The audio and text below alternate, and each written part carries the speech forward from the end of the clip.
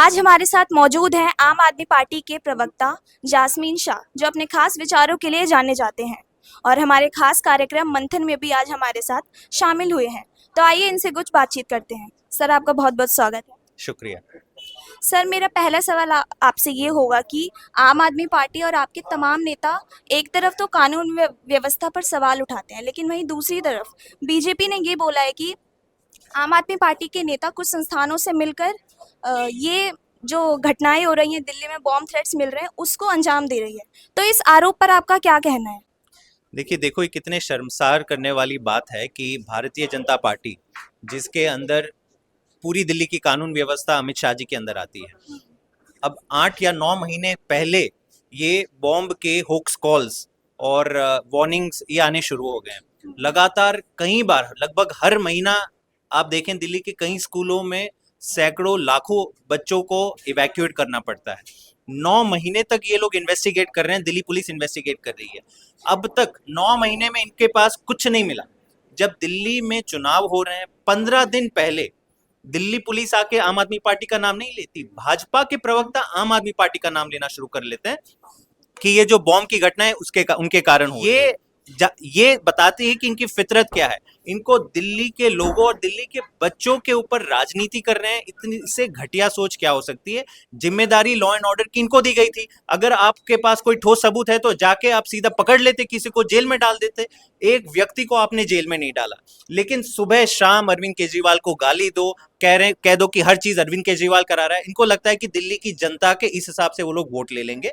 दिल्ली की जनता सब कुछ देख रही है।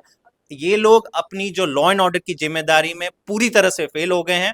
10 साल में दिल्ली का क्राइम ग्राफ कहां से कहां चला गया है, चाहे वो रेप के इंसिडेंट हो, मर्डर हो, बॉम्ब के होक्स कॉल्स हो, हर चीज में आप देखें दिल्ली अव्वल नंबर पे है। भारतीय जनता पार्टी के पास इसका कोई जवाब नहीं है। हर सवाल का इनका एक ही जवाब होता है, अरविंद केजरीवाल।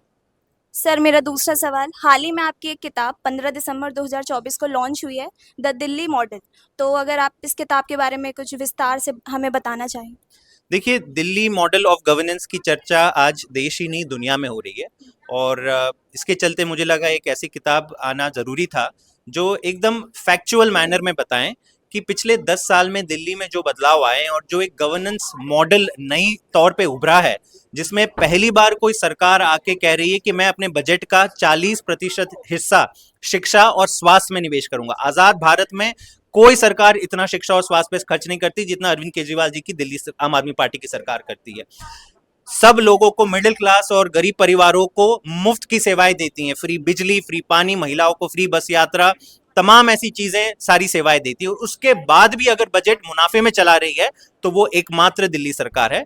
तो यही सारी चीजों को मैं जनता के समक्ष रखना चाहता था।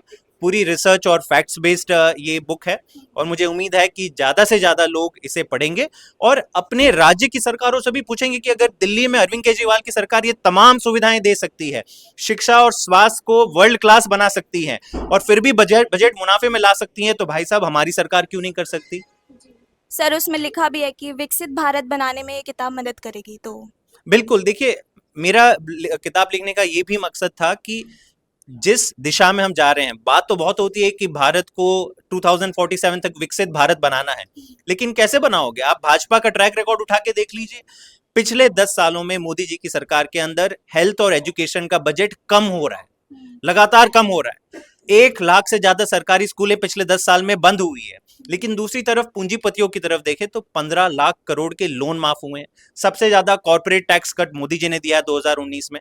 तो बड़े बड़े पूंजीपतियों को तो आप बहुत सारी रेवड़ी दे रहे हो, लेकिन जब गरीबों और मिडिल क्लास की बात होती है तो उसके ऊपर, उनके पॉपकॉर्न पे भी आप जीएसटी लगाते हो, आटे, दाल, दही, सब चीज पे आप टैक्स लगाते हो, शिक्षा स्वास्थ्य में कोई खर्च नहीं करते हो। तो मेरा इस बुक लिखने के पीछे ये भी मकसद था कि ये जो चर्चा है कि अगर भारत को विकसित बनाना है तो उसका रोड मैप कहां से होगा, क्या होगा, कहीं ना कहीं मुझे लगता है दिल्ली मॉडल में ये सारे जवाब छिपे हुए हैं।